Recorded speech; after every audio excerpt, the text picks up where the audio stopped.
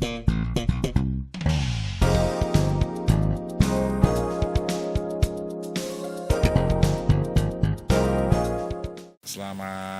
siang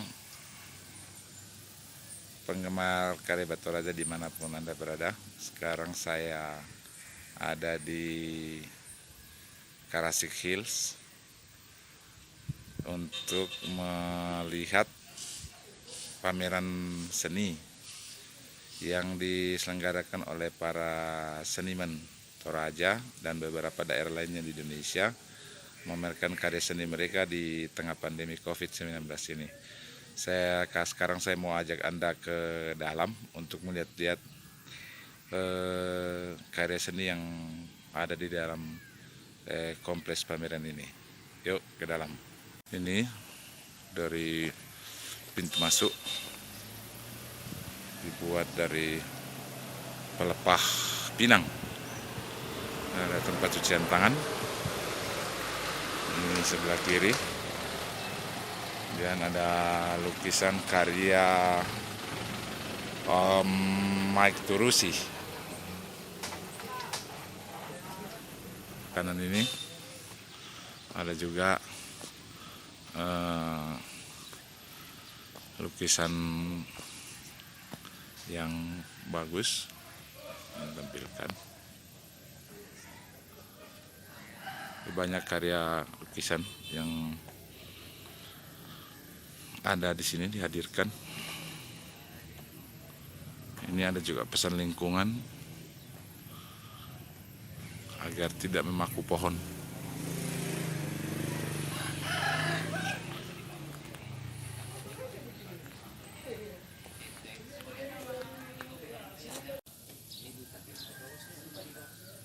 Mereka buat ini karena ada beberapa teman-teman pencinta lingkungan terlibat. Pesannya jangan paku pohon, jangan paku pohon. Iya, sakit. Jadi ya, karena kebetulan ini pencinta lingkungan itu datang bantu-bantu kita pada saat Baju baru minum pintar ini. Iya, baju baru ya. Pintaran ini baju baru.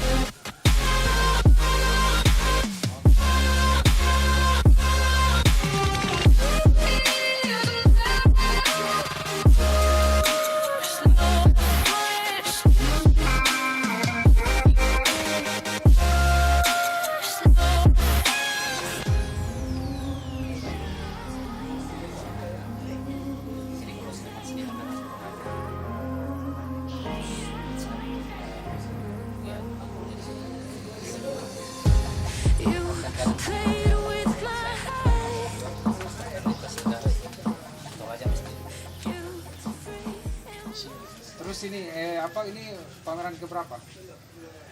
ya kalau untuk di sini kita ini kan pertama ini ya, ini pertama kan ini ya. tujuan kita sebenarnya di sini ialah yang pertama bagaimana kita memberi rangsangan kepada pemangku kebijakan bahwa ini sebenarnya di Toraja ada potensi potensi yang seperti ini, tinggal bagaimana difasilitasi, ya kan.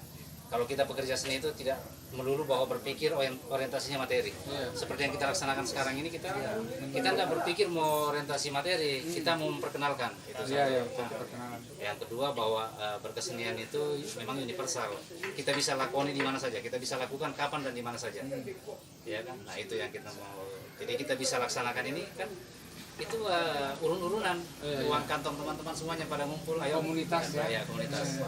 Nah, kita memang dari awal memang planning kita bahwa kita tidak kita bagaimana hindari jangan ramai, karena ini kita virtual, tapi kita tidak mungkin mau melarang kan pandemi.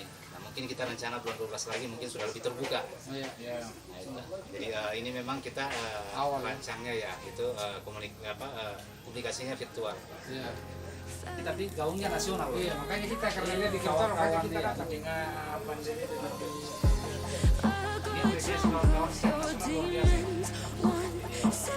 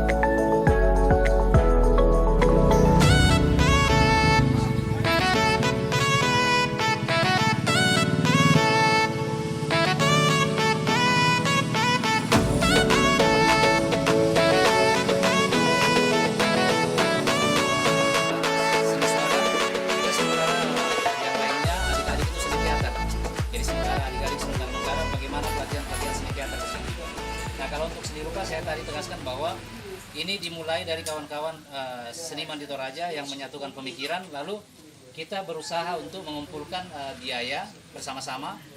Jadi ini tidak ada sumbangsi dari manapun. Ini adalah betul-betul kawan-kawan seniman merogoh sakunya untuk bagaimana acara ini bisa kita lakukan. Jadi kemudian lalu karena inisiatif seperti ini saya sampaikan kepada kawan-kawan di luar Toraja, lintas provinsi, dan kawan-kawan sangat mengapresiasi. Yang pada akhirnya di luar Sulawesi Selatan ada 7 provinsi lainnya itu ikut berpartisipasi. 7 provinsi itu antara lain mulai dari Provinsi Bali, kemudian dari Bandung, kemudian Jakarta, Manado, Kendari, Sulawesi Barat, kemudian Samarinda. Jadi 8 dengan Provinsi Sulawesi Selatan. Provinsi Sulawesi Selatan itu selain Makassar juga ada kabupaten lainnya itu turut berperan di sini.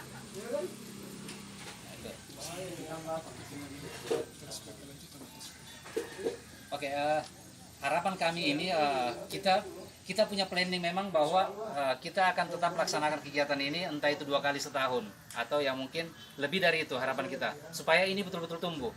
Karena event ini betul-betul dasarnya ialah bagaimana menumbuhkan kesenian di Toraja secara umum ya, Tanah Toraja dan Toraja Utara. Kita membangun komunikasi di sini tanpa sekat antara kedua kabupaten. Jadi kita mau membangun komunikasi itu supaya kita bisa berkesenian sebagai salah satu pilar untuk membangkitkan pariwisata. Toraja menjadikan primadona pariwisata itu sebagai primadona untuk mengangkat berbagai hal termasuk ekonomi. Tapi maaf saja, seni rupanya keseniannya itu masih dianaktirikan. Padahal pariwisata itu termasuk pilarnya adalah salah satu pilarnya adalah kesenian. Nah jadi itu gambaran kenapa kegiatan ini kita kita laksanakan saja seperti apapun jadinya nanti karena memang sifatnya virtual.